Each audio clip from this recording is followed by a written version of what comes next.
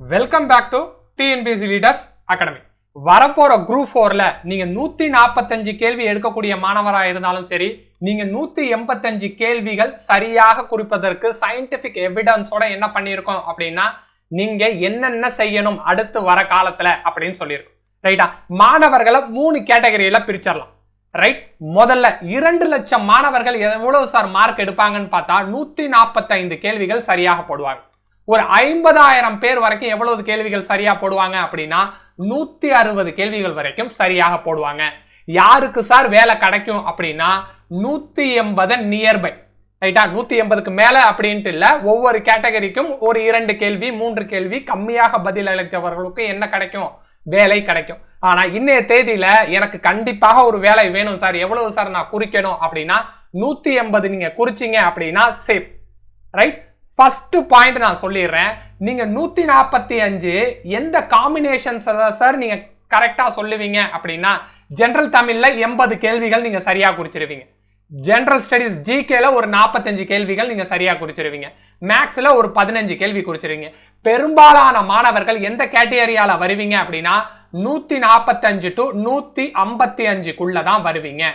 ரைட்டா? Extra 5 questions போடுறதுக்கு என்ன சார் பண்ணணும்? ரைட்டா? நீங்க கட் ஆஃப் நெருங்கிறதுக்கு என்ன சார் பண்ணணும் அப்படின்னா, அதற்கு 5 வழிமுறைகள் வச்சிருக்கும். 1 2 3 4 5. ரைட்டா? இந்த 5 வழிமுறைகளை பார்க்கறதுக்கு முன்னாடி நம்மளுடைய யூடியூப் சேனலை இன்னைக்கு தான் முதல் வாட்டி நீங்க பாக்குறீங்க அப்படின்னா, நம்மளோட வீடியோக்கு கீழே டிஸ்கிரிப்ஷன் இருக்கும். அந்த டிஸ்கிரிப்ஷன்ல டெலிகிராம் சேனலோட லிங்க் இருக்கும். அந்த லிங்கை கிளிக் பண்ணி நீங்க ஜாயின் பண்ணிக்கலாம். நம்மள்ட்ட நீங்க கேள்விகள் கேட்கலாம். குரூப் 4ல எப்படி சார் எளிமையாக பாஸ் பண்றது அப்படிங்கிற கைடன்ஸ் உங்களுக்கு கொடுக்கப்படும். ரைட்? ஃபர்ஸ்ட் நம்ம என்ன சொல்லியிருந்தோம்? பெரும்பாலான மாணவர்கள் சுமார் 2 லட்சம் மாணவர்கள் எந்த கேட்டகரியில வருவாங்க அப்படின்னா 145 முதல் 155 கேள்விகள் தான் போடுவாங்க. ரைட்? எக்ஸ்ட்ரா 5 கேள்வி குறிச்சிட்டா எங்க போயிடுவாங்க அப்படின்னா 50,000 நபர்களுக்குள்ள ஒரு ஆளா வந்துருவாங்க. இன்னும் ஒரு 10 to 15 கேள்விகள் எக்ஸ்ட்ரா குறிச்சிட்டா அந்தந்த கேட்டகரிக்கு பொறுத்து வெற்றியாளர்களா உருவெடுத்துருவாங்க. அப்ப நீங்க எந்த நம்பரை சார் இப்ப நீங்க உங்க மைண்ட்ல நிறுத்திக்கணும் அப்படின்னா, ஜெனரல் தமிழா இருந்தா 95 கேள்வி நான் போட்டே ஆமா சார் அப்படின்னு நீங்க உங்களுடைய மைண்ட்ல நிறுத்தணும். ரைட்டா? அடுத்து வரக்கூடிய நாட்கள்ல இந்த 5 பாயிண்ட்டை நீங்க ஃபாலோ பண்ணா போதும். உங்களால என்ன பண்ண முடியும் அப்படி என்றா 95 மதிப்பெண் உங்களால ஜெனரல் தமிழ்ல போட முடியும்.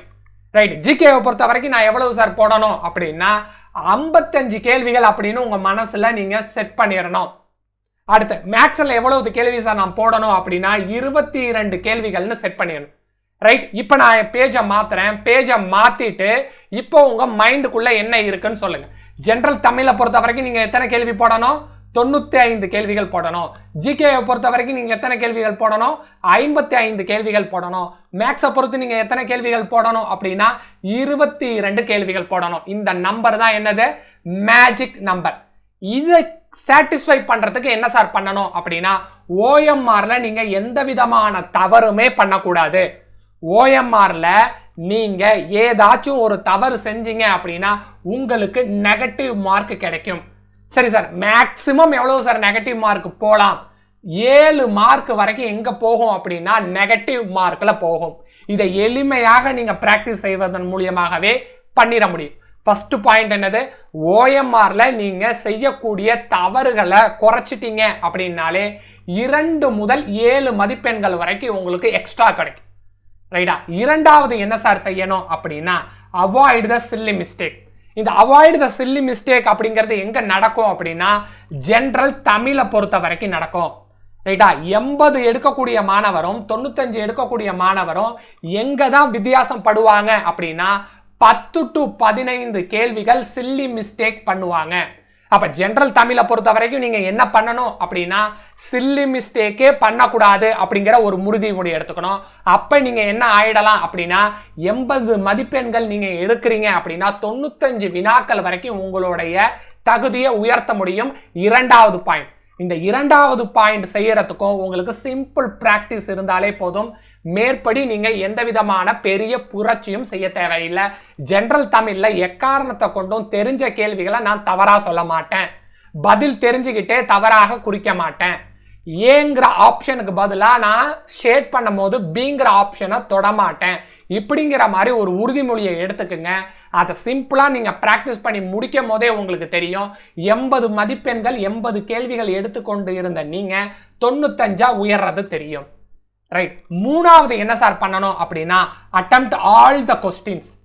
வரப்போற 2024 கேள்விகள் எப்படி இருக்கும் அப்படின்னா GS மிகப்பெரிய கேள்விகளாக கொடுத்திருப்பாங்க. அப்ப GS மிகப்பெரிய கேள்விகளா இருக்கும்போது அதற்கு நீங்க என்ன பண்ணணும் அப்படின்னா எக்ஸ்ட்ரா டைம் ஒதுக்கணும். GS கேள்விகளை GKன்னு பொதுவான மாணவர்கள் சொல்லுவாங்க. இதற்கு உங்களுக்கு என்ன ஆகும் அப்படின்னா டைம் கன்சப்ஷன் ஆகும். இந்த டயத்தை எப்படி சார் மேனேஜ் பண்றது அப்படின்னா எக்ஸ்ட்ரா டைம் ஆகும் அப்படிங்கிறது இன்னைக்கே உங்களுக்கு தெரிஞ்சிருச்சு. இருந்தாலும் அனைத்து கேள்விகளையும் என்ன பண்ணணும், நீங்க படிச்சு பார்த்து குறிக்கணும் அப்படிங்கிறது உங்களுக்கு தெரியும். அப்ப ஜிகே கேள்விகளை படிக்கிறதுக்கு நீங்க என்ன பண்ணணும் அப்படின்னா ஜெனரல் தமிழ் அப்படிங்கிறத நீங்க 50 நிமிடம் டு 60 நிமிடம்ல போட்டுறணும். ரைட்டா? நிமிடம் அப்படிங்கிறது உங்களால கால்குலேட் பண்ண முடியல அப்படின்னா 1 மணி நேரத்திற்குள் நீங்க என்ன பண்ணிடணும் அப்படின்னா நீங்க அனைத்து கேள்வியையும் போட்டுறணும் ஜெனரல் தமிழை பொறுத்த வரைக்கும். ரைட். ஜெனரல் தமிழை போட்டுட்டீங்க. அடுத்து உங்களுக்கு எத்தனை மணி நேரம் இருக்கு அப்படின்னா 2 மணி நேரங்கள் இருக்கு. இந்த 2 மணி நேரத்துல 1.15 மினிட்ஸ். அப்ப 1 மணி நேரம் இன்னொரு 15 மினிட்ஸையும் நீங்க எதுக்காக பயன்படுத்திக்கலாம் அப்படின்னா ஜிகேக்காக பயன்படுத்திக்கலாம். ரைட். அப்படி நீங்க படிச்சு பார்த்து கேள்விகளை சரியாக பதில் சொல்லும் பட்சத்துல 45 எடுத்துக்கிட்டு இருக்கிற நீங்க 50 கேள்விகளை சரியாக சொல்லலாம். ரைட். இன்னும் உன்னிப்பாக நீங்க கேள்விகளை படிச்சு பார்த்து குறிச்சிட்டீங்க அப்படின்னாலே 50ல இருந்து நீங்க 55 உயரத்துக்கு கூட வாய்ப்பு இருக்கு. ரைட். அப்பளோட நம்மளோட மேஜிக் நம்பருக்கு நீங்க என்ன பண்ணணும், இது வரைக்கும் நீங்க புதிதாக எதையும் படிக்கணும்னே நான் சொல்லல. 3 எளிமையான விஷயத்தை நீங்க பண்ணினீங்கன்னா போதும். உங்களால எதை சாட்டிஸ்ஃபை பண்ணிட முடியும் அப்படின்னா 2 லட்சம் மாணவர்கள் இருந்து வெற்றியாளர்கள் என்ன மதிப்பெண் எடுப்பாங்களோ அந்த மதிப்பெண்ணுக்கு உங்களால உயர முடியும். ரைட். நாலாவது, இந்த 4வது பாயிண்ட்டுக்கு என்ன தேவைப்படும் அப்படின்னா உங்களுடைய சீரிய முயற்சி தேவைப்படும். சீரிய முயற்சினா என்ன சார்? எதை நான் ரிவிஷன் பண்ணணும் அப்படிங்கிறது எனக்கு தெரியும். எதை நான் ரிவிஷன் பண்ணணும் அப்படிங்கிறதுக்கு ஆல்ரெடி நான் என்ன பண்ணிட்டேன், ஒரு வீடியோ போட்டுட்டேன். டிஎன்பிஎஸ்சி கொஸ்டின் பேப்பர் லீக் ஆயிருந்தா எந்தெந்த கேள்விகள் அது இடம் பெற்றிருக்குமோ டிஎன்பிஎஸ்சி லீடர்ஸ் அகாடமி என்ன பண்ணியிருக்கோம் அப்படின்னா அதே கேள்விகளை உங்களுக்கு நேத்துக்கே அதை நான் கொடுத்துட்டேன். ரைட்டா? இந்த ரிவிஷன் பேட்டர்ன் அப்படிங்கிறதுக்கு ஒரு 10 நிமிடம் ஒதுக்கி நீங்க என்ன பண்ணிடணும் அப்படின்னா அந்த வீடியோவை பார்த்துருங்க. அந்த வீடியோவை டிஸ்கிரிப்ஷனுக்கு கீழே லிங்கா கொடுத்துட்றேன். அதை கிளிக் பண்ணி நீங்க பார்க்கலாம். ரைட். இந்த ரிவிஷன் பேட்டர்ன் எங்க சார் நமக்கு ஹெல்ப் பண்ணும் அப்படின்னா ஜிகே மற்றும் மேக்ஸுக்கு நமக்கு ஹெல்ப் பண்ணும். எனக்கு 1 மார்க்ல தான் சார் நான் போன வாட்டி ஃபெயில் ஆனேன், இல்ல 1 முதல் 2 மதிப்பெண்ல தான் சார் நான் ஃபெயில் ஆனேன் அப்படின்னா இந்த ரிவிஷன் பேட்டர்னை நீங்க சரியாக செய்யும் பட்சத்துல உங்களால 180 முதல் 185 கேள்விகளை சரியாக கொடுக்க முடியும். ரைட். 5வது என்ன சார் அப்படின்னா கொஸ்டின் ஏரியா அப்படின்னு சொல்லுவோம். இந்த கொஸ்டின் ஏரியா அப்படிங்கிறது என்ன சார்? டாப்பரே 185 கேள்விகள் தான் போடுவாங்க அப்படின்னா ஒரு 10 to 15 கேள்விகள் யாருக்குமே தெரியாது. அந்த யாருக்குமே தெரியாத கேள்விகளுக்கு நீங்க அதிக முக்கியத்துவம் கொடுப்பதன் விளைவாக என்ன சார் ஏற்படும் அப்படின்னா ஆல்ரெடி தெரிஞ்ச கேள்விகள் இடம்பெற்ற 185 கேள்வியில நீங்க ஏதாச்சும் தவறுகள் பண்ணுவீங்க. உதாரணத்திற்கு நான் என்ன சொல்லுவேன் அப்படின்னா சிஏ கரண்ட் அஃபேர்ஸை பொறுத்த வரைக்கும் நீங்க அதற்கு மிகவும் கம்மியான நேரத்தை ஒதுக்குங்க. அதற்கு பெரும்பாலான நேரத்தை ஒதுக்காதீங்க. இனியும் கரண்ட் அஃபேர்ஸுக்கு நீங்க படிச்சுக்கிட்டு இருக்கீங்க அப்படின்னா நீங்க தெரிஞ்சுக்க வேண்டிய விஷயம் கொஸ்டின் ஏரியா. கொஸ்டின் ஏரியால முதல் ரேங்க் எடுக்கக்கூடிய மாணவருக்கு எத்தனை கேள்விகள் தெரியாது அப்படின்னா 10 முதல் 15 கேள்விகள் தெரியாது. கரண்ட் அஃபேர்ஸ்ல எத்தனை கேள்விகள் இடம்பெறலாம்? அந்த மேக்சிமம் 5 கேள்விகள் கரண்ட் அஃபேர்ஸாக இருப்பதற்கு வாய்ப்பு இருக்கு. அப்ப இந்த 5 கேள்விகளை நீங்க அட்டன் பண்ணணும் அப்படின்னு நினைத்து நீங்க எங்க சார் தவற விடுவீங்க அப்படின்னா 185 அப்படிங்கிற அந்த மேஜிக் நம்பரை தவற விட்டுருவீங்க.